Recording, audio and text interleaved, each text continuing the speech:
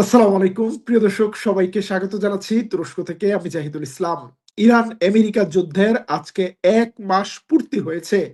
১ মাস পূর্তি উপলক্ষে একদিকে চলছে হিজবুল্লাহর হামলা, অন্যদিকে চলছে ইরানের মিসাইল হামলা। বৃষ্টির মতো মিসাইল আসছে তেল আবিবে। তবে ১ মাস পূর্তি উপলক্ষে সবচেয়ে বড় চমক দেখালো ইয়েমেন। আজকে থেকে যুদ্ধে যোগ দিয়েছে ইয়েমেন। মিসাইল ফায়ার হয়েছে ইয়েমেন থেকে ইসরায়েলে এবং কেঁপে উঠছে মধ্যপ্রাচ্য এক নতুন ভূমিকম্পে। ইয়েমেনের যুদ্ধে যোগদানের পর কি ফল হতে পারে সেই বিষয় নিয়ে অ্যানালাইসিস করব আজকের লাইভে। অনেকেই বলছিলেন ইরান যখন বিপদে তখন নীরব কেন ইয়েমেন? ইয়েমেন নীরব নয়, গতকাল কেই ইয়েমেন।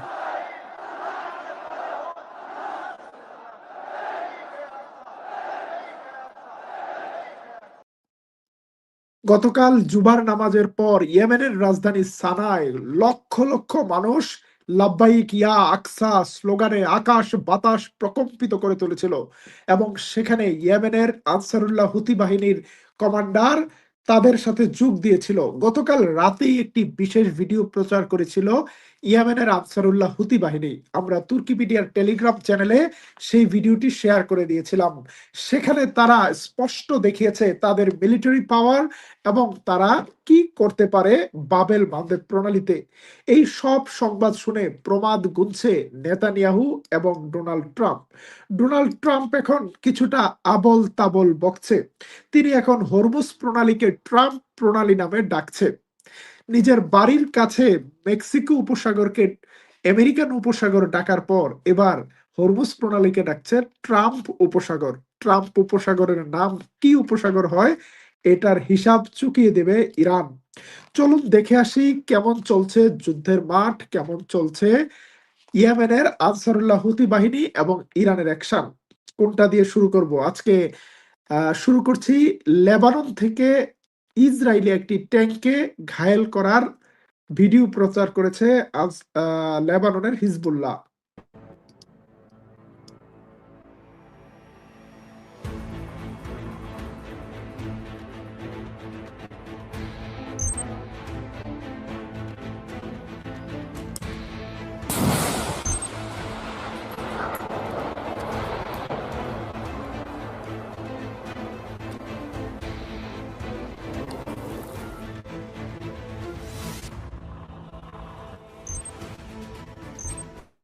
ইসরায়েলি ট্যাঙ্কটি লেবাননের ভেতরে প্রবেশ করার পর ট্যাঙ্কটিকে টার্গেট করেছিল হিজবুল্লাহর গেরিলারা। তবে ট্যাঙ্কটি শেষ মুহূর্তে একটা ম্যানিউভার করে পালানোর চেষ্টা করে, কিন্তু পালানোর চেষ্টা করলেও ট্যাঙ্কটির লেজে আগুন ধরে যায়। আপনারা দেখছেন ট্যাঙ্কটির পুচ্ছে কিন্তু আগুন ধরে গিয়েছে।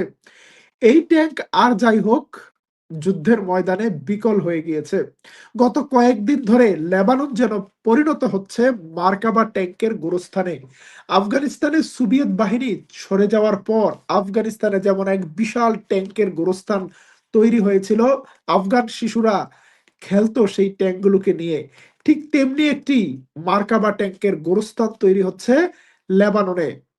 হামাস ১ বছর যুদ্ধ চালিয়ে যতটি ট্যাঙ্ক ধ্বংস করেছে, এদিকে লেবাননের হিজবুল্লাহ মাত্র ১ সপ্তাহে তার কাছাকাছি চলে যাচ্ছে। বিশ্ব রেকর্ড ভেঙে যাচ্ছে। কারণ হিজবুল্লাহর হাতে রয়েছে ইরানের এবং রাশিয়ার দেওয়া বিভিন্ন এন্টি ট্যাঙ্ক গাইডেড মিসাইল। সেই সাথে তারা এগুলো ব্যবহার করছে কামিকাজ ড্রোনের মাধ্যমে, অর্থাৎ ডাবল ইফেক্ট হচ্ছে।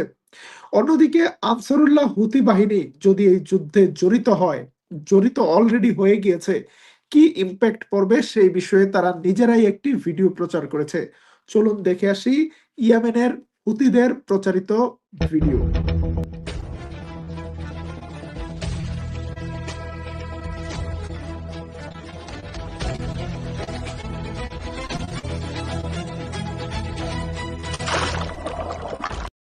হুতিরা বলছে যে তাদের দুর্ভেদ্য দেশ ইয়েমেন যুদ্ধের জন্য প্রস্তুত। তারা কোরআনের আয়াতগুলো নেড়েচেড়ে দেখাচ্ছে ফিলিস্তিনের জন্য মাঠে নামার সময় হয়ে গিয়েছে। তাদের মিসাইল গুলো প্রস্তুত, তাদের ড্রোন প্রস্তুত। শুধু তাই নয়, তারা সবচেয়ে বড় যে হুমকিটি দিয়েছে বাবেল বান্দে প্রণালীর নিচে, অর্থাৎ ইয়েমেনের সামনে লোহিত সাগরের নিচ দিয়ে সারা বিশ্বের অনেকগুলো ইন্টারনেট কেবল লাইন চলে গিয়েছে। সেই কেবল লাইনগুলো তারা কেটে দিতে পারে। তার হুমকি দিয়েছে, তাদের ক্যাপাসিটি তারা দেখিয়েছে।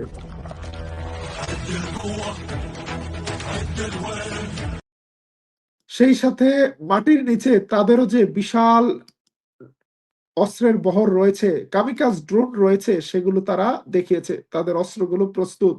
তারা যেকোনো সময় অ্যাকশন শুরু করবে। অ্যাকশন শুরু হয়ে গিয়েছে।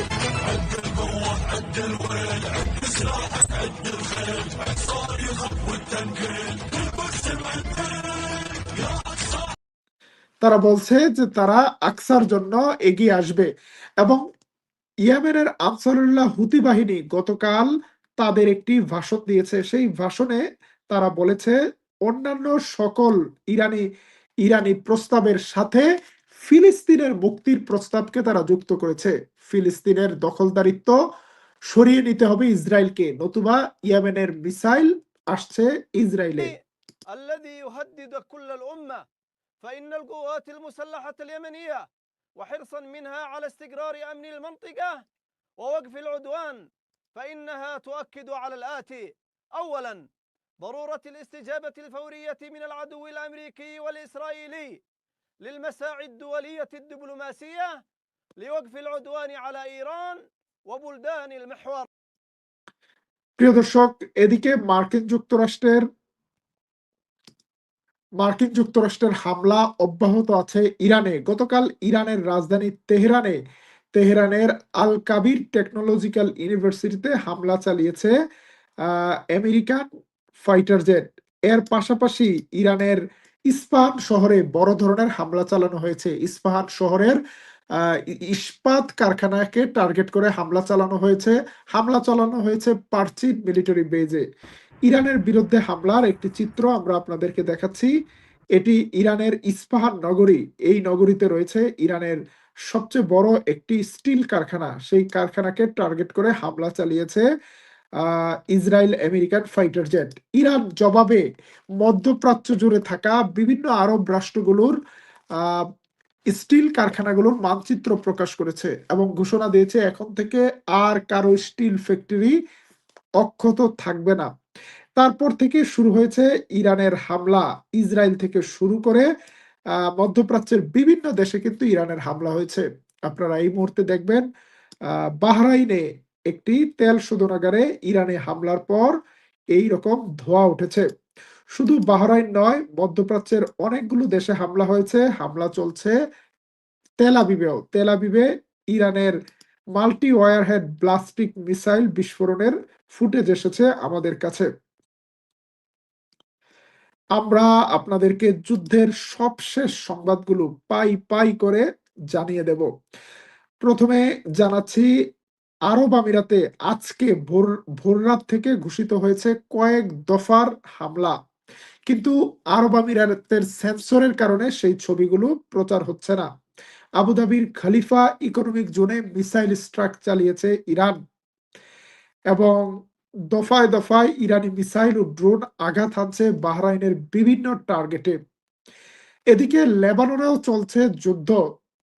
তাইনেহ শহরে বাইদার আল ফাখরাআন শহর থেকে বাইদার আল নাহার এরিয়ায় প্রবেশের সময় দখলদার বাহিনীর মুভমেন্টকে ট্রেস করতে পারে হিজবুল্লাহর সদস্যরা এবং তারপর তারা তাদেরকে টার্গেট করে একটা ফাঁদ পাতে এবং সেই এমবুশে ফেলে তারা রকেট ফায়ার করে, মর্টার শেলিং করে এবং অ্যাটাক ড্রোন দিয়ে হামলা চালানো হয়। এই জায়গাটি যেন পরিণত হয়েছে ইসরায়েলিদের জন্য একটি কিলিং জোনে। প্রচুর ইসরায়েলি সৈন্য হতাহত হয়েছে গতকাল লেবাননে এবং তাদেরকে পরবর্তীতে স্মোক বোম এবং ফায়ার কাভার করে হেলিকপ্টারের যোগে উদ্ধার করে নিয়ে যাওয়া হয়েছে। ইসরায়েলের আহত সেনাদেরকে টার্গেট করা উদ্ধার করে নেওয়া হচ্ছে হাইফার রাম বাম হাসপাতালের নামটা খেয়াল করুন, রাম বাম। বাংলাদেশে ইসলামপন্থী মানুষদের বিরুদ্ধে যারা কাজ করত, রাজনীতি করত, তাদেরকে এক ডাকে ডাকা হয় রাম এবং বাম। ইসরায়েল কিভাবে এই নামকে অ্যাডজাস্ট করলো? আবার মিসাইল আসছে তেল আবিবে।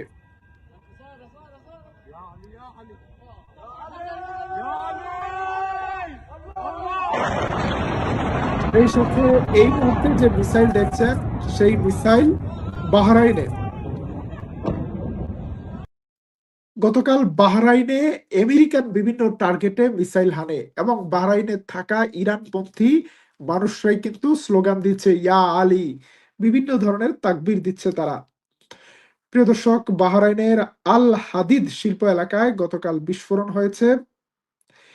এদিকে এদিকে আমাদের কাছে একটি সংবাদ এসেছে, আল সুইকুক বন্দরে আমেরিকার ৬টি ল্যান্ডিং ক্রাফট ভেসেলকে টার্গেট করেছে ইরানের আইআরজিসি এবং তার মধ্যে ৩টি আমেরিকান নৌযান সম্পূর্ণ ধ্বংস হয়েছে বা ডুবে গেছে। অন্যান্যগুলো ক্ষতিগ্রস্ত হয়েছে। এছাড়া পোর্ট দুবাইয়ের একটি হোটেলে আমেরিকান সেনাদের অবস্থানে কামিকাজ ড্রোন হামলা চালিয়েছে ইরান। তাতেও ক্ষয়ক্ষতির পরিমাণ অনেক। তেল আবিবে গতকাল রাতের ইসরায়েলি হামলায় অন্তত একজন নিশ্চিত নিহত হওয়ার সংবাদ আমরা পেয়েছি। মূল টার্গেটের পাশাপাশি ছোটখাটো ওয়্যারহেডের আঘাতে আরো অনেক জায়গায় ক্ষয়ক্ষতি হয়েছে। আমাদের কাছে তেল আবিবে মিসাইল স্ট্রাইকের আরেকটি নতুন ভিডিও এসেছে। আমরা সেই ভিডিওটিও আপনাদের উদ্দেশ্যে শেয়ার করছি। Wow, wow, wow, wow. Wow, wow, نفال فوق نفال فوق نفال فوق نفال فوق. প্রিয় দর্শক, এখন সবচেয়ে বড় প্রশ্ন হলো, এই যুদ্ধ কি তৃতীয় বিশ্বযুদ্ধে গড়াতে পারে? এখন পর্যন্ত যুদ্ধ আহ যুদ্ধ বন্ধ হওয়ার কোনো লক্ষণ নেই, বরং যুদ্ধ আরো বড় হওয়ার লক্ষণ দেখা দিচ্ছে। যদিও এখন পর্যন্ত ইউরোপ কিংবা এশিয়ার কোনো দেশকে আমেরিকা পাশে পায়নি, কিন্তু কিন্তু আমেরিকা আরো ১০,০০০ সৈন্য মধ্যপ্রাচ্যে পাঠানোর ঘোষণা দিয়েছে, যার মাধ্যমে বোঝা যাচ্ছে যে এই যুদ্ধ আরো বড় আকার ধারণ করতে যাচ্ছে। এখন পর্যন্ত ইয়াম ইরানের সামনে থেকে হরমুজ প্রণালী থেকে নিজেদের নিজেদের জাহাজগুলোকে মুক্ত করার জন্য শুধুমাত্র ইরানের সাথে আলোচনা করাই একমাত্র পথ। ইরানের সাথে আলোচনা ছাড়া কারোরই জাহাজ মুক্তভাবে যেতে পারছে না। গতকাল ইরানের অনুমতি ছাড়া একটি জায়গায় একটি জায়গায় একটি জাহাজ হরমুজ প্রণালী পার হওয়ার চেষ্টা করলে তাতে আক্রমণ করে ইরানের মিসাইল এবং সাথে সাথে দাউ দাউ করে জ্বলে ওঠে সেই জাহাজটি। এই পরিস্থিতিতে নড়েচড়ে বসেছে বিশ্বের বিভিন্ন দেশ, বিশেষ করে থাইল্যান্ড সর্বশেষ আবারও ইরানের সাথে চুক্তি করেছে তাদের জাহাজগুলো যেন নিরাপদে যেতে পারে। এদিকে রকেট হামলা অব্যাহত রয়েছে লেবাননের ভেতর থেকে ইসরায়েলের ভেতরে। আপনারা দেখছেন লেবানন থেকে ছোড়া একটি রকেট ইসরায়েলের ভেতরে প্রবেশ করেছে। এই রকেট আতঙ্কে ইসরায়েলিদের ঘুম হারাম হয়ে গিয়েছে। গতকাল মধ্যরাতের পর থেকে ইসরায়েলের গেলিলি, হাইফা উপসাগর এবং আকরা এলাকায় বাস করা ইসরায়েলিরা 18 বার আশ্রয় কেন্দ্রে গিয়েছে। অর্থাৎ তারা ঘরে যায় যে আর হয়তো হামলা হবে না, আবার সাইরেন বাজে, আবার তারা দৌড়ে শেল্টারে যায়, আবার কিছুক্ষণ পরে নিজের বাসায় যে বিছানায় বালিশে মাথা এলানোর সাথে সাথেই সাইরেন বেজে ওঠে। রাতের ঘুম হারাম হয়ে গিয়েছে ইসরায়েলিদের। বিশেষ করে উত্তর ইসরায়েলের অবস্থা ভয়াবহ। এই মুহূর্তে ইসরায়েলের টাইমস অফ ইসরায়েলের হেডলাইন হলো joining war, Yemen's Iran backed Houthis launch missile attack on southern Israel. অর্থাৎ আমরা যে ছবিগুলো দেখিয়েছি, আমরা যে নিউজগুলো জানিয়েছি তার একটাও মিথ্যা নয় এবং এই সংবাদগুলোর স্বীকৃতি দিচ্ছে ইসরায়েলি গণমাধ্যম। এই অবস্থায় মার্কিন যুক্তরাষ্ট্র মনে হচ্ছে একটি ফাঁদের মধ্যে পড়ে গিয়েছে। এই জায়গায় আমেরিকাকে এই ফাঁদে রেখে ভালো রকম একটি শিক্ষা দেওয়ার চিন্তা করছে রাশিয়া এবং চায়না। রাশিয়া এবং চায়না কিন্তু তাদের তেলের ভাগ ঠিকই বুঝে নিচ্ছে জাপান, কোরিয়া সহ থাইল্যান্ড, বাংলাদেশ, ভারত, পাকিস্তান সবাই তেল পাচ্ছে না আমেরিকা এবং আমেরিকার মিত্ররা, এবং তেল বিক্রি করতে পারছে না আরব রাষ্ট্রগুলো। আমাদের একজন দর্শক প্রশ্ন করেছেন, ওমানে প্রচুর বৃষ্টি হচ্ছে। গতকাল ওমান সহ আরব আমিরাত এবং আরবের আরো কিছু দেশে বৃষ্টিপাত হয়েছে। বৃষ্টিতে ব্যাপক পানি জমে গিয়েছে। আমরা সেইগুলো দেখেছি। প্রিয় দর্শক, আ গাজার পিচ বোট সম্পর্কে জানতে চাচ্ছেন। আপাতত এই ধরনের কাজগুলো স্থগিত আছে। গাজায় মাঝে, মাঝেই সুযোগ পেলে হামলা করছে ইসরাইল। এখন বাকি আছে হামাসের যুদ্ধে যোগ দেওয়া। হামাস যুদ্ধ পরিস্থিতি পর্যবেক্ষণ করছে। হয়তো আগামী দিনে যদি ইসরাইল আরো কোণঠাসা অবস্থায় পড়ে যায়, তাহলে তাহলে তাহলে হামাসও যুদ্ধে যোগ দিতে পারে। হামাসের কি এই মুহূর্তে যুদ্ধে যোগ দেওয়া উচিত? কি মনে করেন? তারা আপাতত তারা আপাতত নিজেদের জাতির নিরাপত্তা নিয়ে ভাবছে এবং নিজেদের প্রস্তুতি আরো বড় করছে। তবে এই যুদ্ধ নিয়ে সর্বশেষ হুঁশিয়ারি দিয়েছে তুরস্কের পররাষ্ট্রমন্ত্রী হাকান ফিদান। গতকাল আরব রাষ্ট্রগুলোকে টার্গেট করে হাকান ফিদান বলেছেন, এই অঞ্চলকে একটা যুদ্ধের ময়দানে পরিণত করার যে ইসরায়েলি পরিকল্পনা, সাবধান, হুঁশিয়ার, সেই পরিকল্পনায় আপনারা পা দিবেন না। কোন ধরনের ভাতৃঘাতী যুদ্ধে জড়াবেন না। যেভাবে বসে আছেন সেভাবে চুপচাপ বসে থাকুন এবং খেলা দেখতে থাকুন। এই যুদ্ধ আপনাদের যুদ্ধ নয়। আরব রাষ্ট্রগুলো যেন কোনোভাবেই ইরানের বিরুদ্ধে যুদ্ধে যোগদান না করে সেই আহ, আহ্বান জানিয়েছে সেই আহ্বান জানিয়েছেন আহ, তুরস্কের পররাষ্ট্রমন্ত্রী। প্রিয় দর্শক, আমেরিকা ইরান যুদ্ধের সবশেষ সংবাদ জানতে চোখ রাখুন তুর্কিপিডিয়া নিউজে। আমরা কয়েক ঘন্টার ব্যবধানে আপনাদেরকে বারবার সংবাদগুলো জানিয়ে দেব। হরমুজ প্রণালীকে ট্রাম্প ডাকছে ট্রাম্প প্রণালী। আর বাবেল মানদেবকে কি প্রণালী নামে ডাকবে? আর কোনো নাম বাকি আছে? ট্রাম্পের জন্য বড় চমক আসছে এবার ইয়েমেন থেকে। দেখা যাক যুদ্ধ কোন দিকে যায়। আবারও দেখা হবে তুর্কিপিডিয়া নিউজে। আল্লাহ হাফেজ।